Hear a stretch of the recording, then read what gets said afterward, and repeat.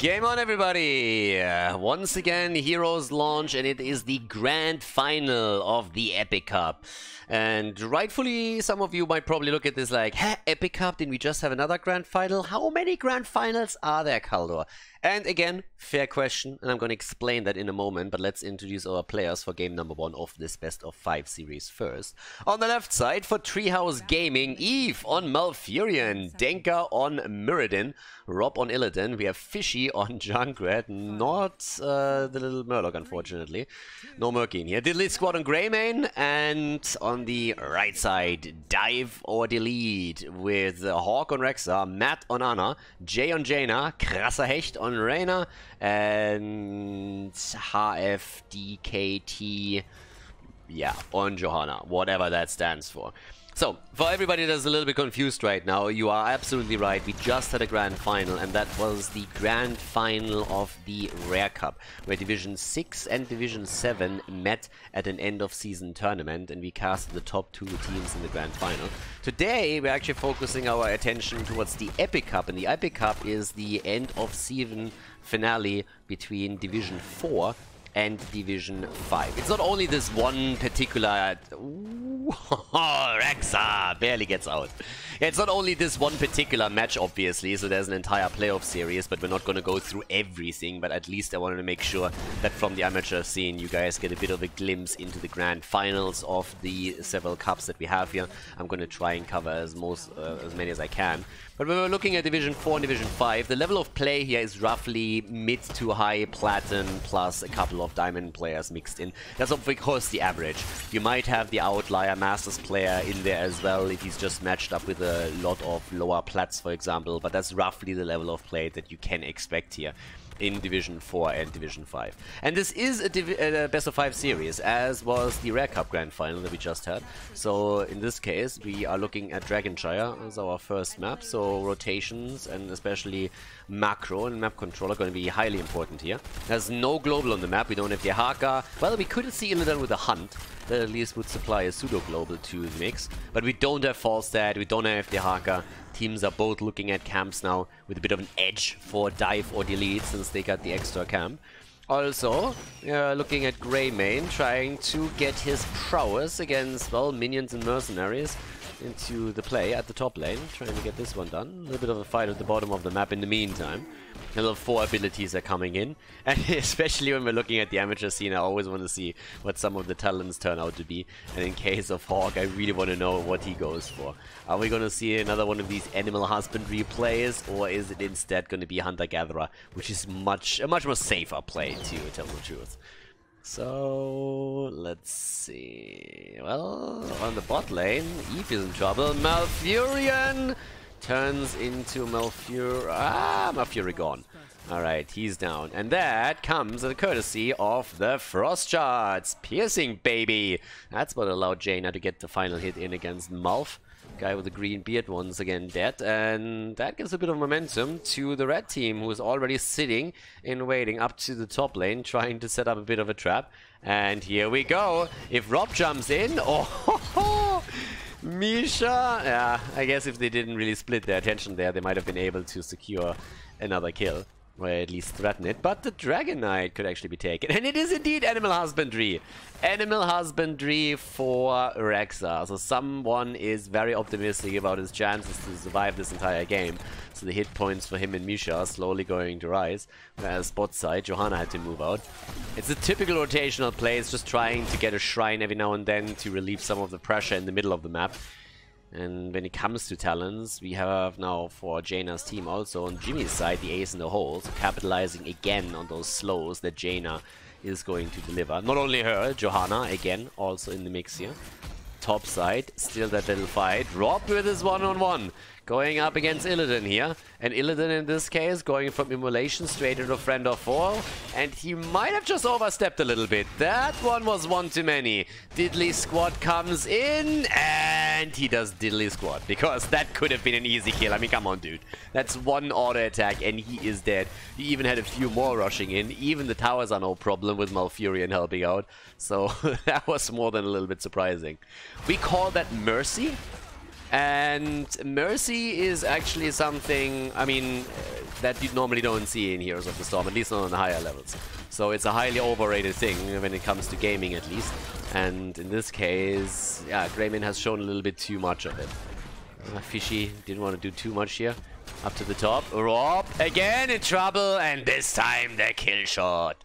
Krasser Hecht mit einem krassen Schuss.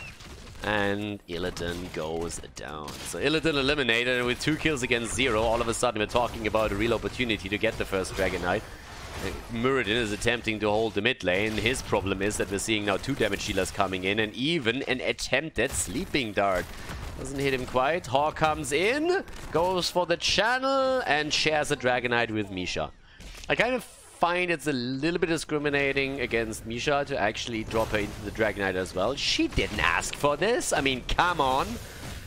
Should still be able to roam the map as the free and independent bear she is, but no, instead it's a Dragon Knight that's now moving with Rexa and Misha through the mid lane, trying to drop this entire wall.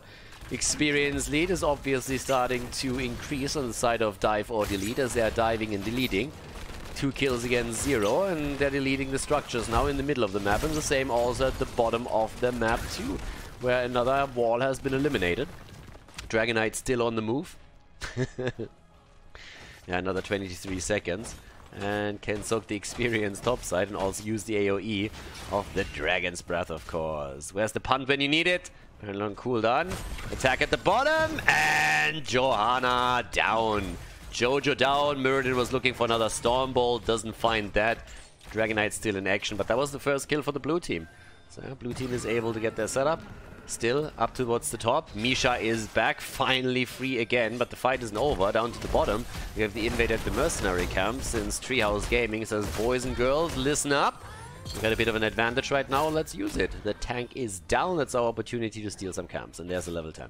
And we get the hunt. Pseudo global now for Illidan. And could go full YOLO with this one. Level 10 abilities are also ready for dive or delete.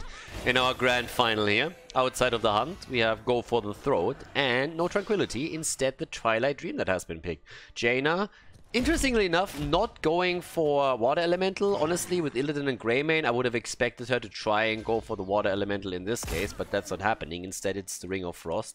So we can expect her to try and follow up on the slows that are definitely available here. Nano Boost is obviously going to boost her damage too. And at this point, we have more camps claimed, which keeps the 2 teams nearly, I mean, it's toe-to-toe. From a structural perspective, that is an advantage for Diver. They're definitely slightly ahead. 2 of the walls down.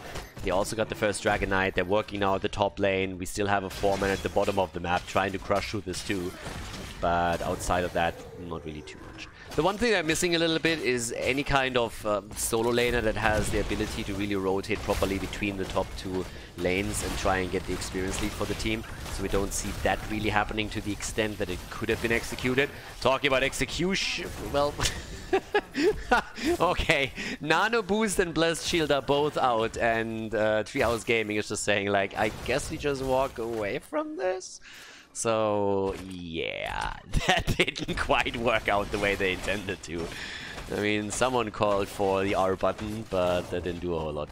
Yeah, and Illidan is trying to crush to the top wall, has also an entire camp that helps him out with that, so that's definitely nice.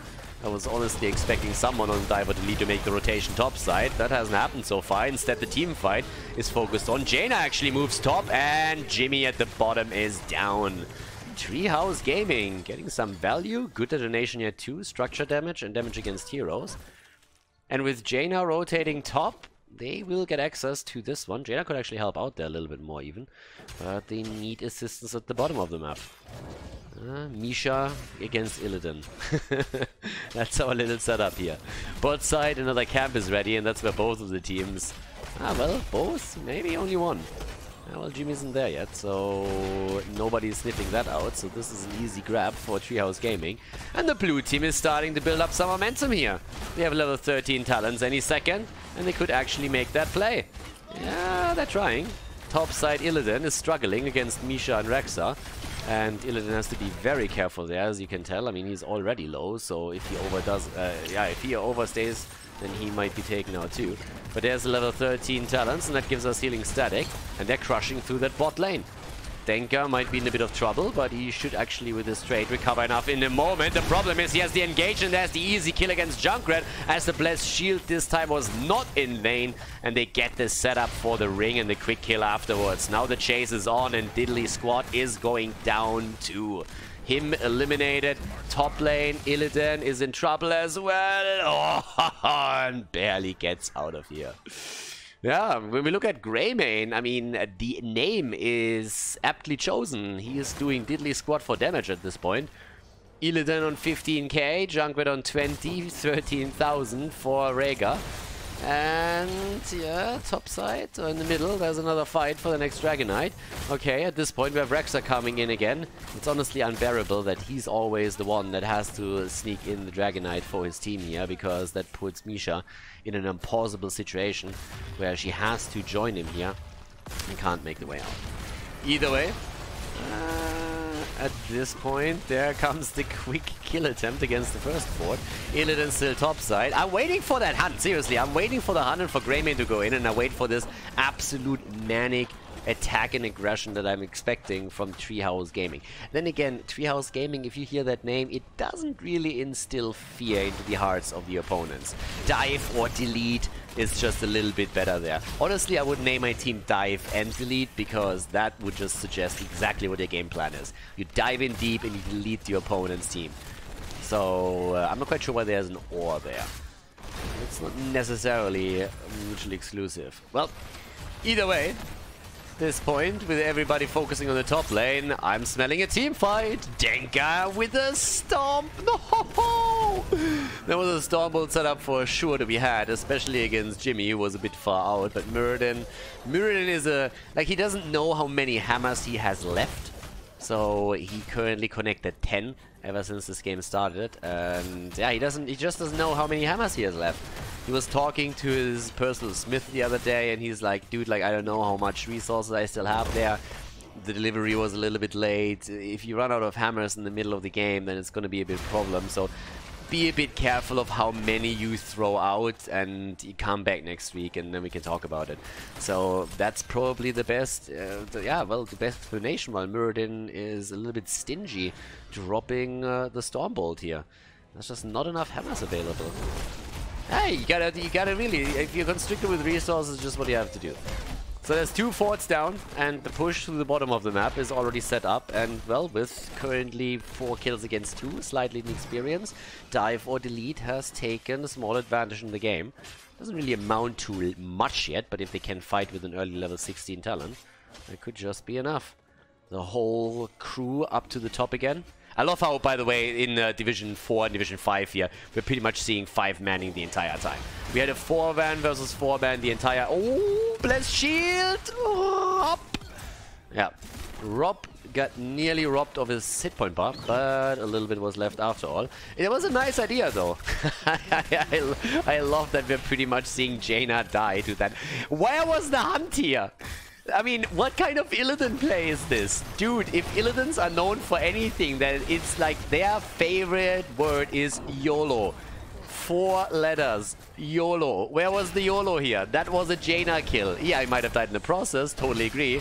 But that was a Jaina kill if I've ever seen one. Instead, they go for Ana. Alright, Illidan redeems himself, and in good old Illidan fashion, dies a second later. Now we're talking. Finally, the melee assassin has arrived in the game. Great silence here too. Jimmy is again running, and actually... oh, Greymane with a cocktail! Look at that.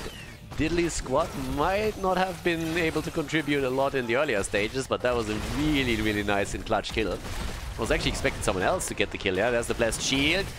Johanna and Muradin, yeah, makes a good choice here. He had, well, he had roughly 2 HP less than full HP, and with that little of an amount, you don't want to follow Jaina into the range of the fort here. Especially if you have only 3 heroes behind you, not 5. You need to be a little bit careful. We talked about him running out of hammers. He doesn't know if he can actually... ooh, that was an air hammer. That was an air hammer. Zoning Stormbolt. Zoning Stormbolt. There's another one lost. Maybe he can collect it somewhere. Maybe get stuck in a tree or something along those lines. But yeah, Meridian playing it super safe at this point. So it's actually kind of interesting. Like, honestly, I expect a lot more aggression here. A lot of heroes escape with 10 HP or make it 50, but nobody is following up on that quickly. Now Stoneform on level 16 is in. It's 4 kills against 5.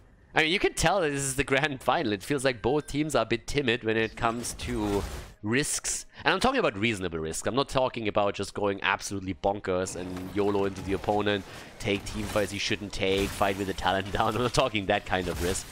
But nobody seems to be willing to actually go into a battle and, yeah, just try and go for it, grab a kill or two. But there's a party bush. Chinese bush meta, baby! And Misha gets manhandled. Whoa. Wow. Oh, there's the setup. And Greymane disappears. Oh, that's not the only one that disappears, is it? Yeah, because I think with the nano boosted Jaina, we're gonna see another one fall, and that's Junkrat. Yeah, I would punish him too. If you take my bear down, then I would be pretty pissed as well. Illidan is sitting at the top, is thinking about hunting in, looks a little bit of what's going on there and says, fuck that. I'm not hunting into that disaster. Did you see that crap that went off there? You killed Misha, no wonder they are mad. Of course they are mad. I would be mad too. I'm not hunting in there, no. So yeah, he didn't want to die. No hunt from Illidan. Could have is trying to defend this though, but I gotta say, this is pretty much indefensible, this keep. And they could just go for the core here. Look at this setup. I mean, there's everything moving in. We have 2 camps, and now they're just crushing that front with Misha. Should still split because that thing still does a little bit of splash damage. Illidan is trying to commit. Core is about to go down. They need to go. It's too late. There's the hunt, and that is game. Game number 1 ends in favor of dive or delete, as they are diving and deleting and taking the 1-0 in the best of 5 series at the Epic Cup Grand Final.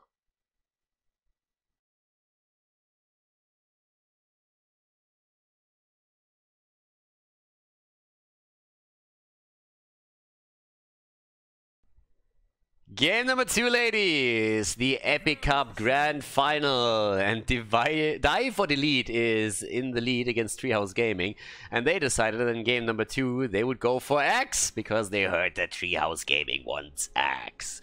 Well, on the left side in blue, Treehouse Gaming with Fishy on Greymane, so we actually have a swap in heroes. Rob on Blaze, Eve again on Malfurion, Denka on Anubarak, and Diddly Squad is trying to spice things up a little bit with Kel'Thas.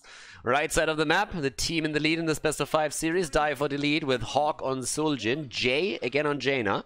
We have DKT on Johanna, Matt on Rhaegar, and Krasser Hecht on Thrall. Alrighty. Let's have a look at that. Ooh, apparently already a bit of a fight at the bottom of the map. Okay, there we go.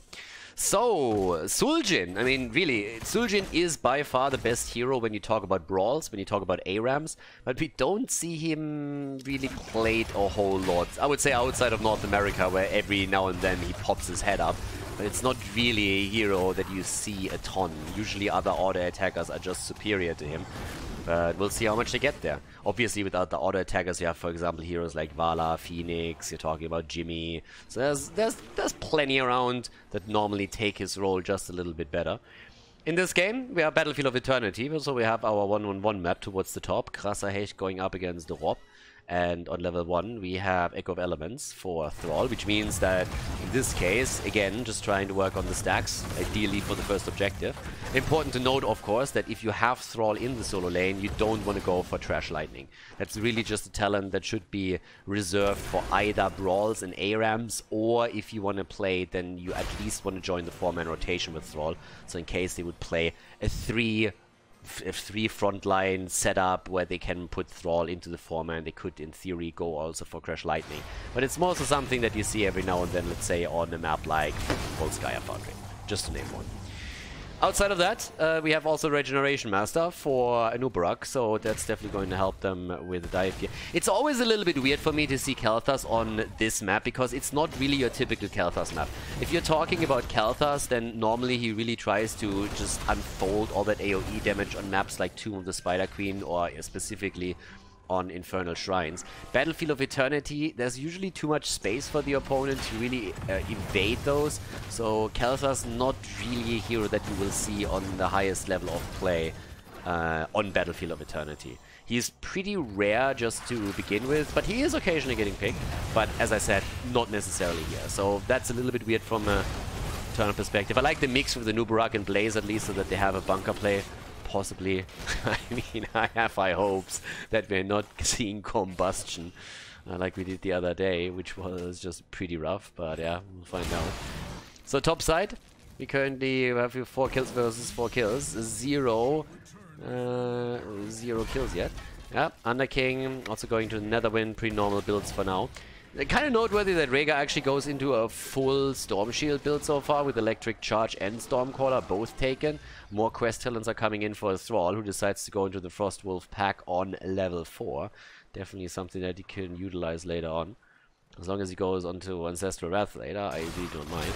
And here we have it, the attack towards the bottom in an attempt to actually go for the Shaman Camp. Blue team with a bit of a problem now, because they actually started to go into the same lane that their Shaman Camp is, so the opponent can make an easy rotation, take this one down, and then at the same time make the rotation towards that Immortal. So they should be falling behind a little bit, because this one is still doing work here. So yeah, it's not quite working out the way that they probably intended to do this. It would have been a bit smarter to just move towards the opponent's Immortal and try and win the halftime show here. But the red team also just going for a defensive position. Yeah, waiting around a little bit more. You obviously have Greymane, so that's a great tool for Treehouse Gaming. But here comes the attack against Krasser Hecht. Can they lock him down? Really? He's just walking away from 5. There's Roots on Malfurion, and Gravity Lapse on Kel'Thas, 2 stuns on Nubarak, another stun on Blaze, and Thrall just walks past all of it. That's a bit unfortunate. I mean, there was a little bit of luck involved for Thrall, but yeah, the coordination wasn't quite there. They win the halftime show though. The blue team wins the halftime show and takes it. And now the opportunity to go and burn it down. With Greymane, that should be something they can definitely do. Greymane is already here. Gets, on the other hand, blinded by Jojo. That's, of course, the advantage of having her in the lineup. But they should still win this, or will they? Oh my god, this is going to get close. And no, it's actually the red team that crushes it here. Red team is able to set it up, and they get the first objective. Nicely done.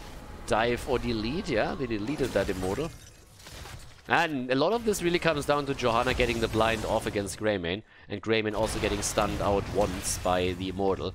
Because, as you can see, with 150 hit points and something left, you get 1-2 auto attacks in, and it's a completely different setup. Level 7 is slightly quicker for them. Oh, and Kel'Thas with the Sun King's Fury lineup now. So he wants to go into a Living Bomb build. That makes me question the Kel'Thas pick even more, to be honest with you, because, well, if you're trying to get a little bit of additional burst damage through when a stun is set up by Malfurion and Nubarak or Blaze, then you can really work with a Flame Strike. But this is only going to work if your opponent doesn't split.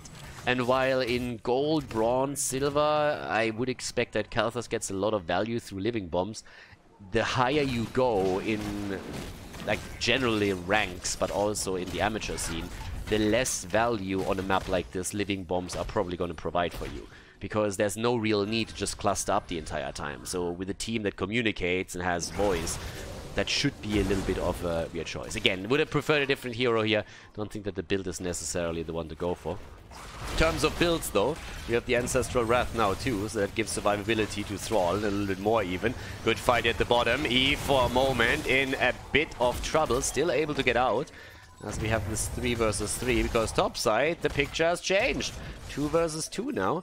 Hawk on only 3 stacks. This is actually a really good, it's a really good example of why normally we don't see Suljin in a lot of these games. With Suljin now on 3 stacks, you can see it's really difficult for him to get just the auto attacks in on a competitive play in order to make this happen. You just have way less fights and abilities to get this through and get your quest reward on 15 and your quest reward on 30.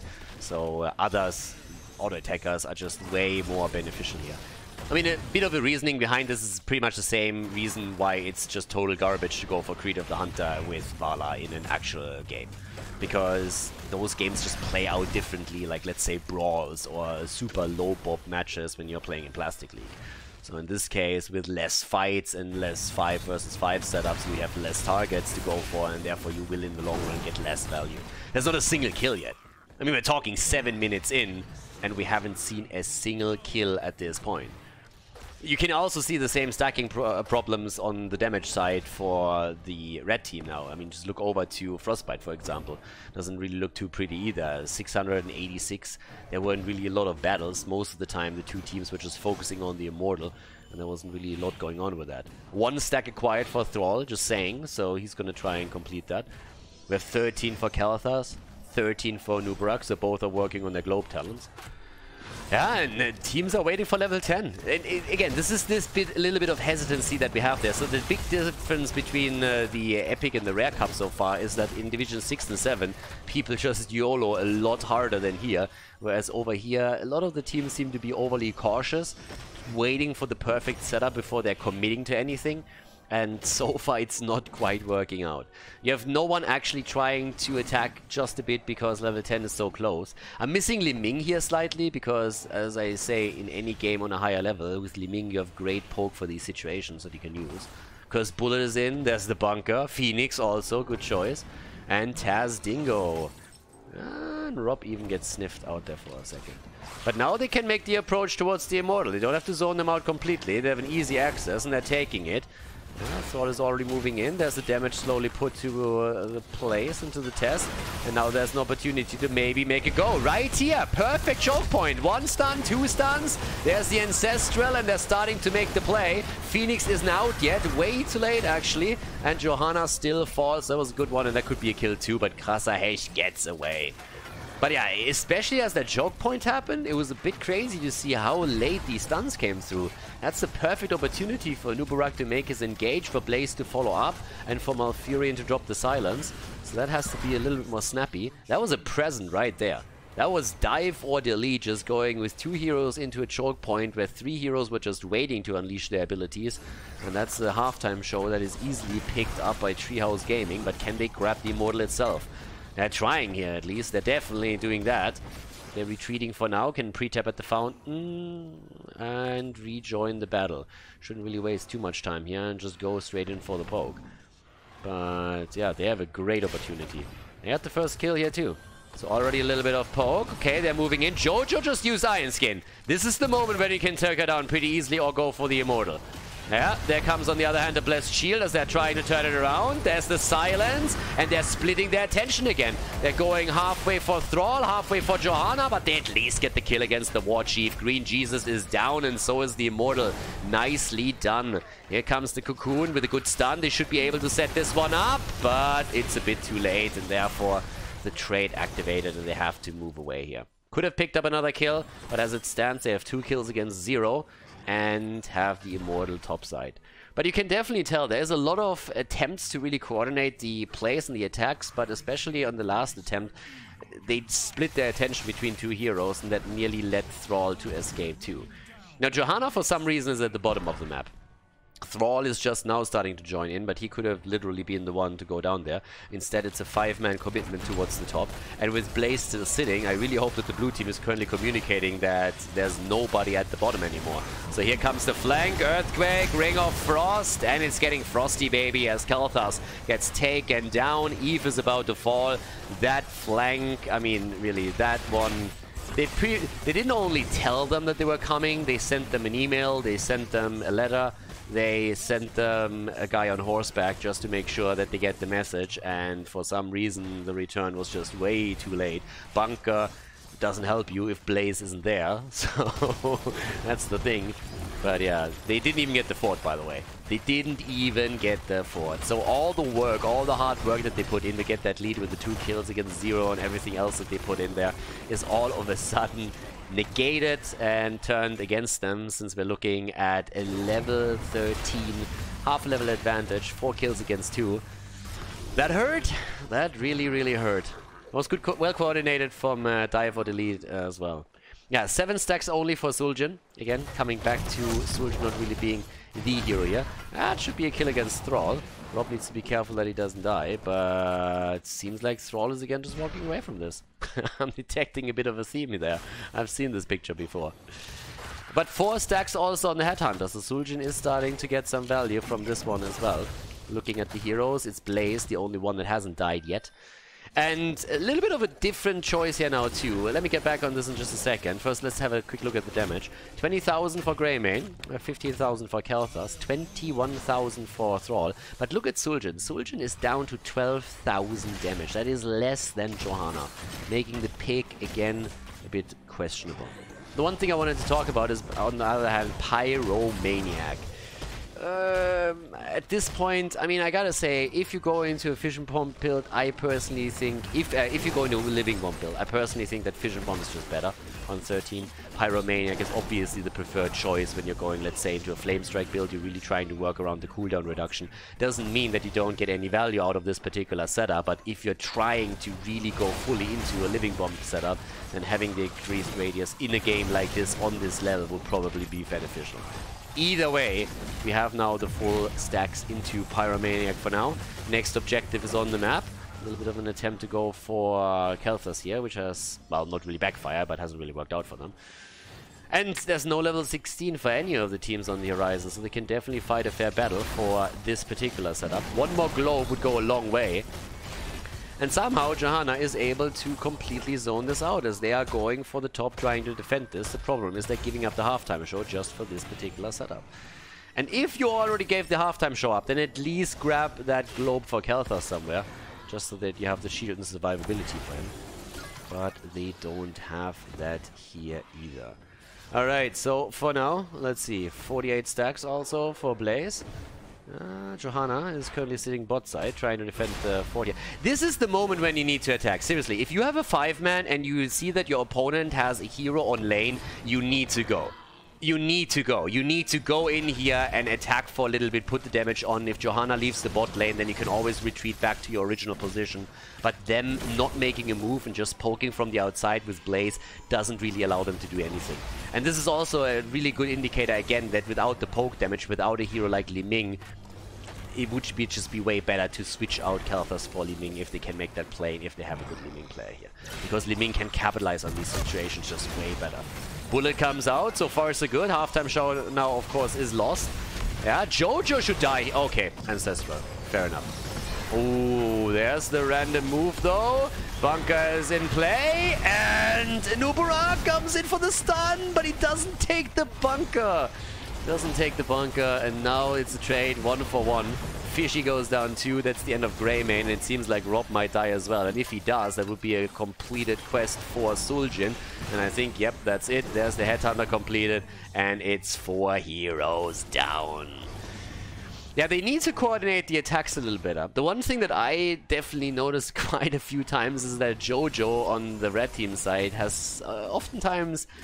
I don't want to say a death wish. I mean, he's attempting to zone out the opponent. He's really just trying to secure the flanks and create some space for the team. But you oftentimes see Johanna moving into these situations, activating the trade immediately, and that not having it ready again. And you can play around that cooldown. If he's already on 60-70% HP and you see him move in with the trade, you just get ready and you just burn him down once that you have that opportunity. There's great tools on the side with a lot of stuns, but we don't see them capitalizing on this, so this is a bit of an issue. But Diver Delete is now taking full control of the situation. They have 8 kills against 3. That flank that they set up originally was of course fantastic and more than brought them back into this game. And now they just took another Immortal, and this one is just badass. Looking at a powerful shield here, 15 minutes in, they have a level 16 advantage now over their opponent too. But we actually see Tempest Fury. A little bit weird, honestly, with that build. I have no idea why we're not seeing Thunderstorm here, which would just be the talent, or at least Alpha Wolf, one of the two, that synergizes with either your level 1 or your level 4. So that is, in my opinion, a horrendous pick right now. But they still bring the damage, as you can obviously tell. In addition to that, the Killing Begin comes through. And we are seeing them slowly and steadily just breaking through not only the Keep, but they might get a little bit more. Here comes the Ring of Frost again. Keep is down. The attack once again without the level 16 talent, though. That's a problem, and Nubarak is already on the receiving end of this fight.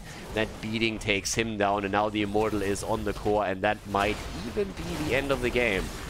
Yeah, first of all, Ignite is taken. We have the Epicenter. Good talents. The problem is it's not going to help them any longer. And Zul'jin never even got the 15 stacks together for his baseline.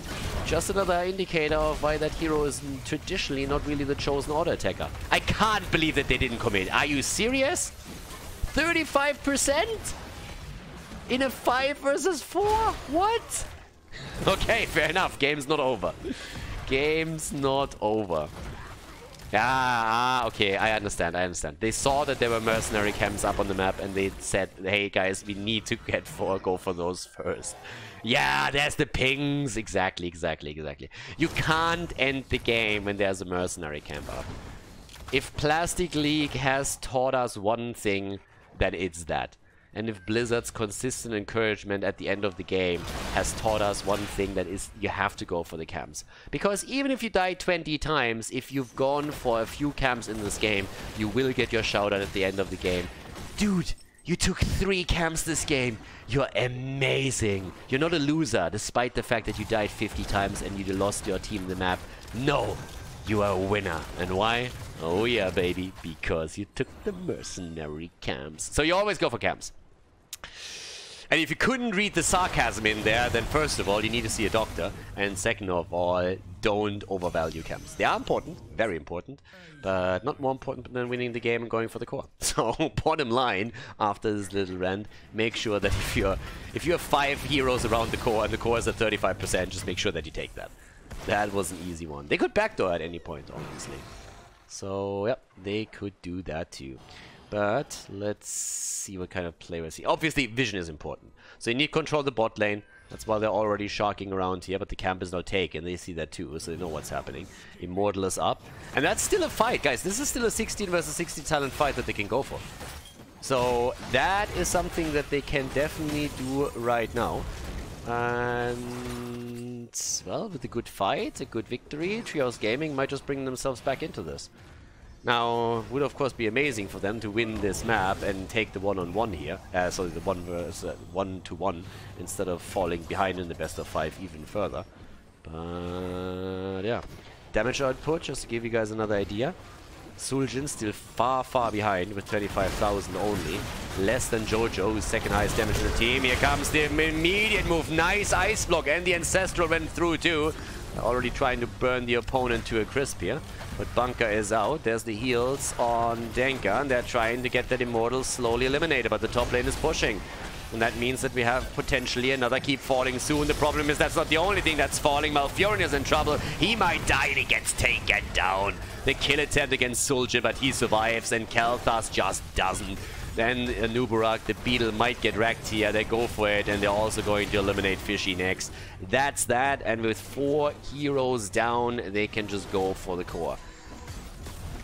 But there's an Immortal on the map, so there seems to be a bit of a discussion of what's going to be done here.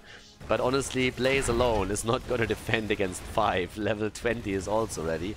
So yeah, they're actually making the play, especially with the catapults burning the shield down even before this starts. That core is gone. Diamond Elite with a 2-0 lead in the best of 5 series against Treehouse Gaming at the grand final of the Epic Cup.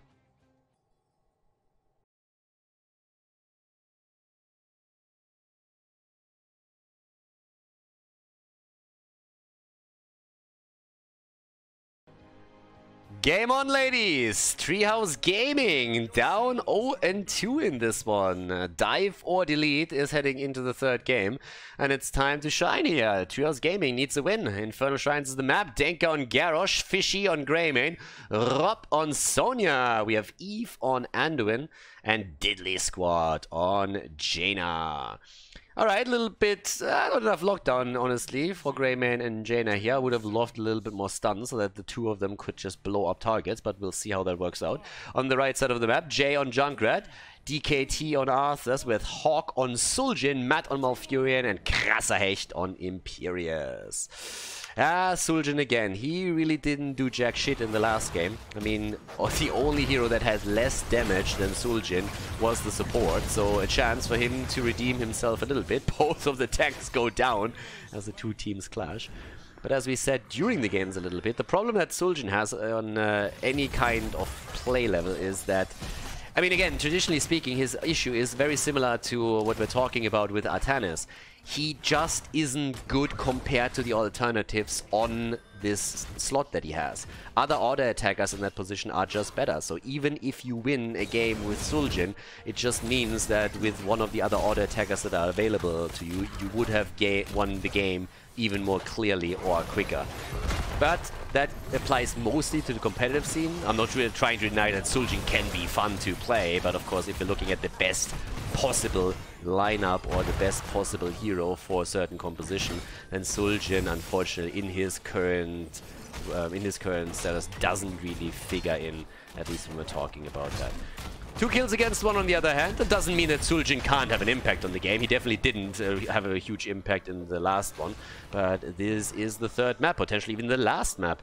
And so he has a chance to redeem himself a bit here. Already has a lot more stacks, way quicker than we saw in the previous game. And now he's sitting at 4. He finished the last one on 15 stacks. And we have 2 towards the Headhunter. One of the reasons actually why Suljin in ARAMs, in Brawls, is the best hero just hands down, is that you fight a 5 versus 5 for the entire game. So Suljin gets an enormous amount of auto attacks through, ends up with ridiculous damage on his auto attacks, on his baseline, completes the first baseline quest very quickly, and through all the kills that you see in Brawls, you also have a quickly completed Headhunter. But that's something that you don't get with the hero in well-coordinated competitive games. And when I talk about this, I'm not talking Storm League. There's oftentimes a confusion that I'm talking about Storm League here, but Storm League is neither high quality, no matter what level is played, nor is it well-coordinated. But in this case, we are really just talking about tournament matches, and those mostly on the higher level. But either way, enough about Suljin. Let's talk a little bit about the rest of the heroes. We have Sonya back to business. She has actually started to poke her head up a little bit on this map in particular. Hurricane now on level 4. But the one thing that I'm missing slightly is I miss a couple of stuns and CCs on the side of Treehouse Gaming. Now, they have slow around Jaina, obviously, but the one thing that they don't really supply here is a follow-up stun after Garrosh, for example, throws someone in. If you have Malfurion, which they don't because the opponent's team has picked it away, you can always try and supply the root. You can always try to look for maybe another side laner, let's say Blaze, for example, that has an easy chance to get a follow-up stun and then get Greymane and Jaina into the mix for the damage. A hero that, by the way, would have been pretty okay for dive or delete in this setup would also be Reyna, because his ace in the hole would be constantly procced through Arthas. So it's a bit weird to actually see Arthas in this position right now for the front line, but the thought process obviously being that they're trying to control the shrine as much as they can, and with Howling Blast and Imperius at the front, they definitely have an enormous amount of CC that they can use here. Hawk, in this case, on his Suljin, is already getting a lot more stacks together. Way better game for him as is, and that's a quick kill against Arthas, but the blue team is also struggling, trying to make it to the fountain to quickly tap here, but that's a big opportunity for Treehouse Gaming to get the first objective. 6 against 14 stacks, and they need to make their play now. Instead, they're actually starting to face check the bush a little bit too hard, and Denka barely survives, but that should be a kill against the Imperius as they're trying to go for him. And there we have it. Imperius down, a staggered death on the side of dive or delete. And now an opportunity to go for the objective and the Arcane Punisher. It's a 5 versus 4 right now. Imperius isn't here, and level 7 is going to pop a little bit quicker into their hands.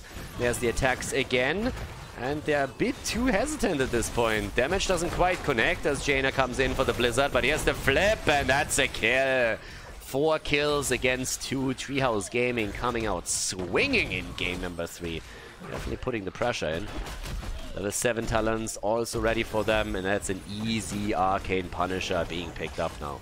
And let's find out how much damage they can do with that. Sonya's the one rotating towards the middle to deal with Imperius, is trying to get the experience for the team. There's the proc over the wall, nicely done. Always trying to bait the Punisher over the wall so that he can be easily defended. But with Greymane on the other side, you're guaranteed to lose a few structures, and that's exactly what they're doing with this one now. So already starting to jump in here. Talking about jumping, the Punisher is also jumping in again. The quest is already completed on level 1 for Jaina, so that's already a bit of a win. The wall is down, and they got 50% off the fort. Can't really complain here. That's okay. Iceborne Fortitude, 9 stacks on Suljin. So that's great for him. A little bit more damage this time. Should be a game where he honestly does a bit more. The last game was very hesitant from both parties. This time they seem both very, well, much more eager to fight. And it's again about the camps. And this is something that we highlight especially on the, I always want to say pro level. There's no real pro scene anymore, but of course on the highest competitive level, the camps that get collected as long as you don't lose out on lane experience. So the rotation over towards the left would be a good one to take their own camp. But in this case, they're actually missing out on that. So yeah, that is a mistake. They had the heroes here. They wasted 10 seconds right now before they start the attack.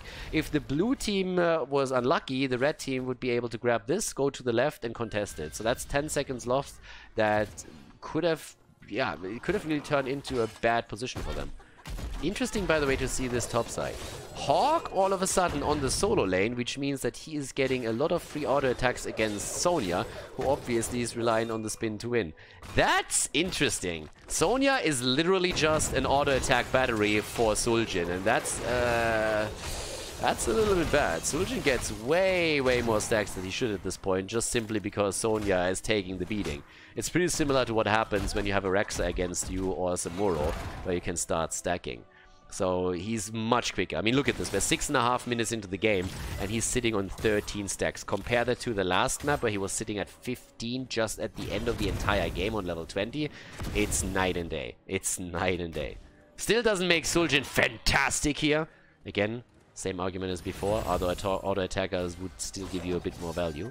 But it makes him a lot more useful than the last game. If that trend continues and he is allowed to stack in the one-on-one lane even more, then I could totally see him end this with pretty substantial damage numbers. And threaten that front line in particular. And there's our rotation again. Also, this time we actually see the Water Elemental coming out. Water Elemental is in. We have also the Twilight Dream. That's actually one of the biggest differences probably between the lower teams or lower league teams and what we're seeing on the highest level of play right now. The Twilight Dream is pretty much an exclusive pick for a lot of these teams on the lower level, whereas Tranquility is pretty much in the high level play the preferred heroic ability in, I would say, 80% of the cases. Doesn't mean that Twilight Dream isn't played there, but it's a lot less dominant than what we are experiencing in this series, for example. So the next shrine gets activated. Arthur's thrown in, taunted, and that should be a kill. And he goes down. Arthur's down, and it couldn't have come at a better moment in time. A 5 versus 4 on the map just as the shrine activates, but they need to get those heroes in. Rob is already moving away, the rest of the team is moving in straight for the objective itself, and that's exactly what you need to be. Safe rotation here. Should have probably gone over here, to be quite honest. That could have been a spot where someone goes for a trap, but vision was probably available for him already at the top. Either way, they have the 5-man now on the shrine. The problem is that this seems to me like it's going to be a push more so than anything else, and that's exactly the case. So you don't want to defend. In this case, yeah, you don't want to rotate up. What you want to do is immediately attack this. This defense is useless. Honestly, you are way late in responding to this, and with Greymane in your lineup, the one thing you want to do as soon as you see the attack towards the top fort is just say, fuck it, go down to the bottom and obliterate this. Especially since your Immortal is, or sorry, your Punisher is already going to push that lane anyways. And now another problem is they get the Punisher and they move away from the lane. They're not even going in. So now they're again late. They're arriving as the Punisher has already lost 40% of its HP pool. They're trying to get the quick kill. Could even get that. That setup is there. Sonya is still topside. But they should at least get the fort, and they do. So that's nice for them. They get the fort. They still have the advantage. But again, a better result would have been to just go in with Greymane immediately. If you have Greymane in your lineup, you want to be on structures. Having Greymane in Wong form on any structure, on a wall, on a fort, on a keep, it doesn't really matter, is always going to be a win for you. His damage output in this case is crazy strong, so make sure that he doesn't waste any time trying to rotate from A to B, but is present when you need him in those spots. This camp also a fight without level 13 talents. The red team is still getting this one for free, which is interesting. Sonya is in trouble and goes down, and nobody follows up on Imperius, so he survives this. Top side, taking a bit of damage. 5 kills against 4, still the lead for them. And of course the passive experience is increasing since they were able to take down the bottom fort. That's still an important one. 16 is the stack amount for Suljin that we're seeing. And 3 kills against the blue team. And he misses currently Anduin and Jaina in order to make this happen. But yep, there's the anchor again. Both teams going immediately for camps once more. And then start to rotate into the middle. Sonya already on her way topside. Yeah, but down here, they're looking for additional targets. And especially Arthur has to be careful. I mean, Arthur is really in this spot where it's difficult for him because he gets thrown around by Garrosh this much. Icebound Fortitude is in this case his best friend. But there's a lot of kills against him already, or a lot of situations where he was in a lot of trouble. But again, it's that push setup right here, where both teams are looking for the opportunity. Okay, moves through, uses the Indomitable. Didn't really get a good look at or a good connect with anyone. Sonya at the top. Yeah, you don't even have to honestly like push this out. We talked about this a lot in the competitive scene. You can just simply stay in experience range, let this push in. This makes you safer, makes it more difficult for your opponent to grab the experience. As long as then towards the end you grab it, you are fine. That's a bit of a big invade that we have there. Jaina is all the way at the bottom. You don't want to force that fight right now. I don't know what they're doing here. Jaina is all alone at the bottom of the map, and if you expect that everybody is topside, then you are in a 5 versus 4 to begin with, so you need to play this careful. Pings are everywhere, but you can definitely delay this. As long as they don't make the play for your camp, there's no necessarily, like, immediate need in order to go for that. So it's risky plays like that, where you might find yourself at the receiving end of a beating because your opponent drops the Howling Blast that locks you down and then forces the fight around you. So that's something that you want to avoid. But camps are taken by both. Junkrat had to rotate bot side to deal with the minion wave that Jaina pushed out. Everybody else is still sitting tight here. And with the lead in experience for the blue team, they might get level 16. For them, it should honestly be a priority to attempt and get 16 just for that. Chasing here doesn't really help them too much. Getting another minion wave, that's a different story. That's a huge lead because, well, oh, a kill would also work. Do they get that again? They should, and they do. Yep, risky play, but a bit more risky. But actually, they lose Jaina in the process. She's down, walked into the wrong spot. Eve was trying to drop the ult on Anduin to save her, but she was nowhere near. Now we have the red team on the point, level 16 in just a few seconds. But as I said, you grab that minion wave bot side, you have level 16 and can easily go for the lead on the objective. Now it's the exact opposite. They still should take this. They don't have 16. I have no idea why they're not grabbing that talent. It's literally here. They're still going for a potential kill, but there's a level 16 talent. They haven't taken it yet. Imperius goes down. A few of them are starting to go for the talent choice. There's another potential flip. Malf is low, but there we have it. Always try to go for that 16 first. Junkrat had to go top side, but I think the fort is still going to fall, so that's 2 forts down on the red team side. But there we go. 23 now. The lead is there. Still need to commit to this, though. Opponents are dancing around, but that should be the blue team's Punisher for sure. 16 on both sides, but it's already too late. 35 against 19. There's just no hope for that for the lead. Trios Gaming, they want Game 4. They want Game 4 at this point. And now they have another opportunity to grab the quick 4 tier. Greyman apparently wanted to go for a camp. I have no idea why. But yep, right now you want to break through this and you want to try and follow up with kills. I mean, you have already a frozen Punisher, so he's setting it up for you as it stands. Minion waves are pushing in with this too. Suljin is far out. If you ever get close to him with Garrosh, it's pretty much a kill guaranteed. Well, he has his ult, so you can at least trigger that. 20 stacks for him. Just saying. And here comes the jump again. Goes through the wall at the keep. I guess that's the maximum of what they can actually accomplish here. But they can then move away and try and take their opponent's camp, for example.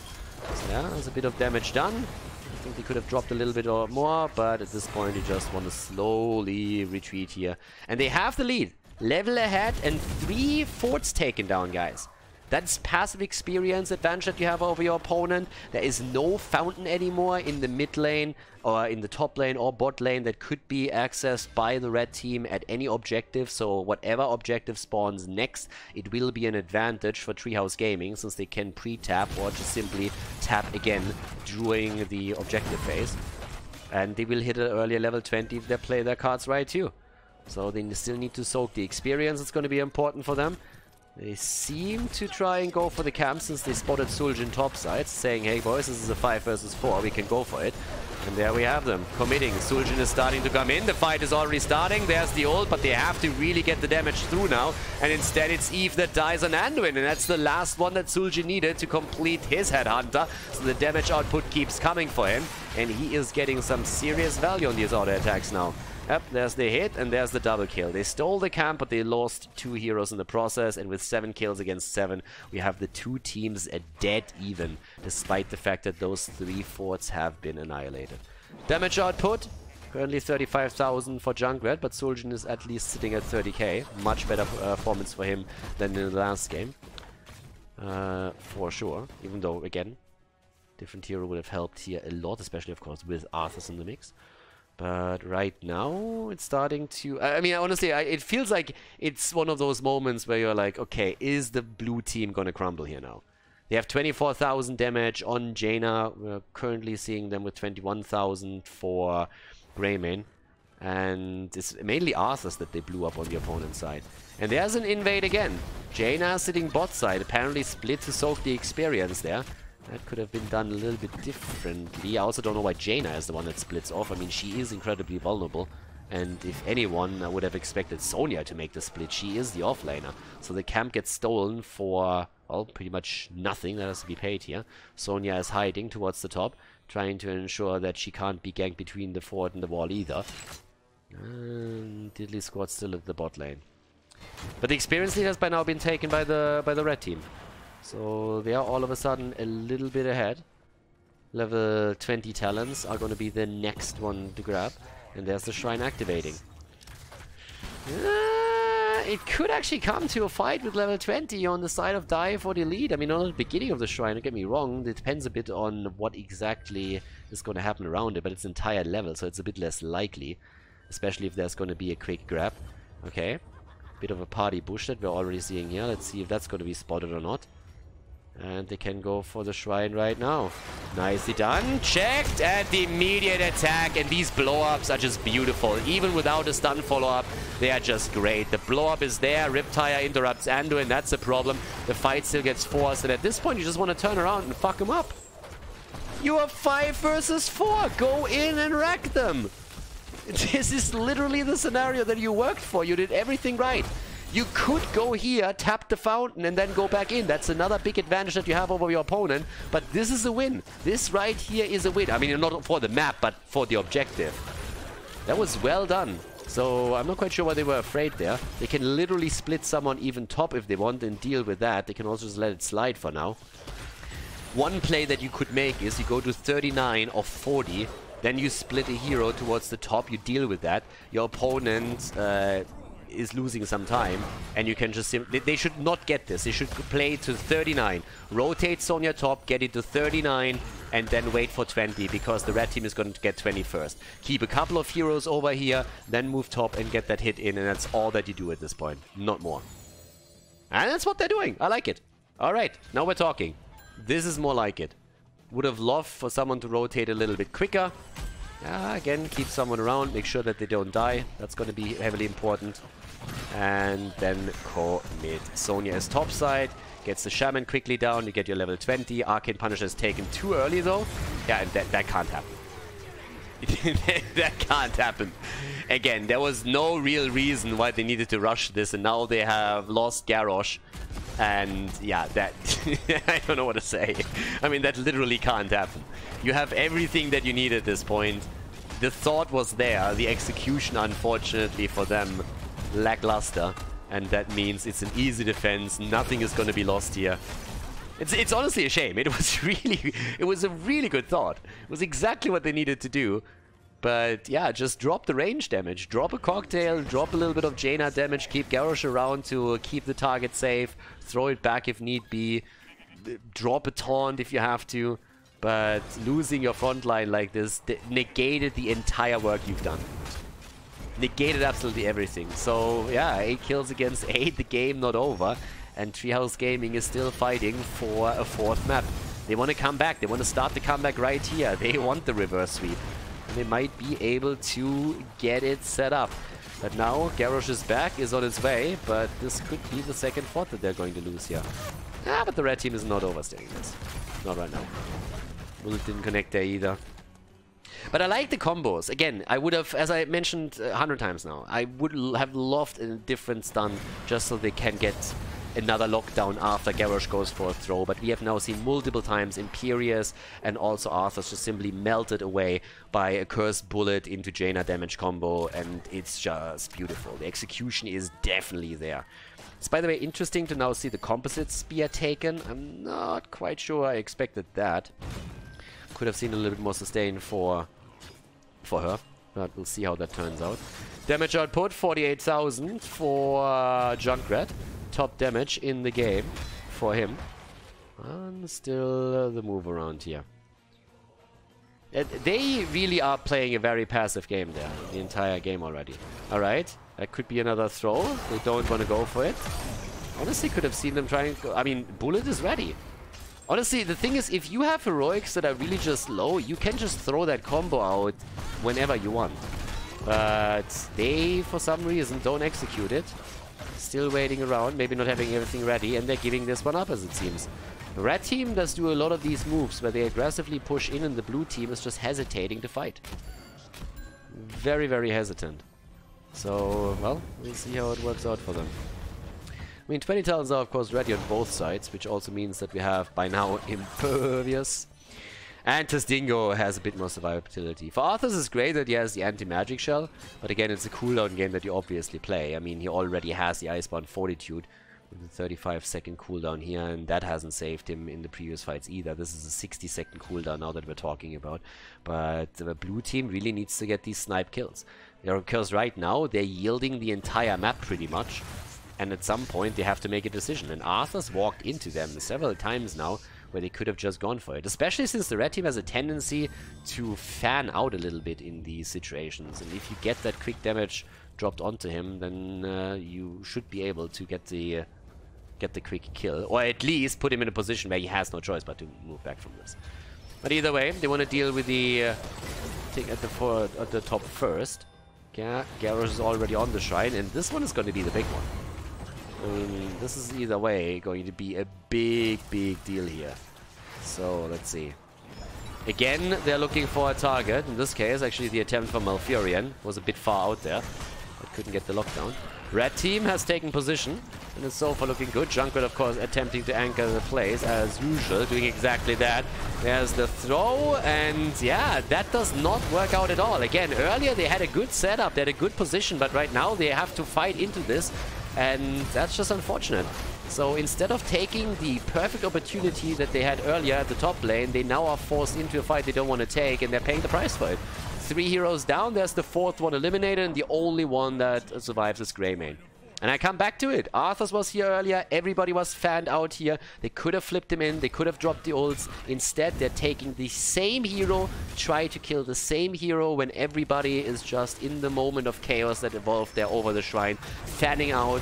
And now the red team has taken the fort in the mid lane and is obliterating with Shul'jin the minions for the Immortal stack. They're breaking through the wall here already as it stands, and this is going to be difficult to stop.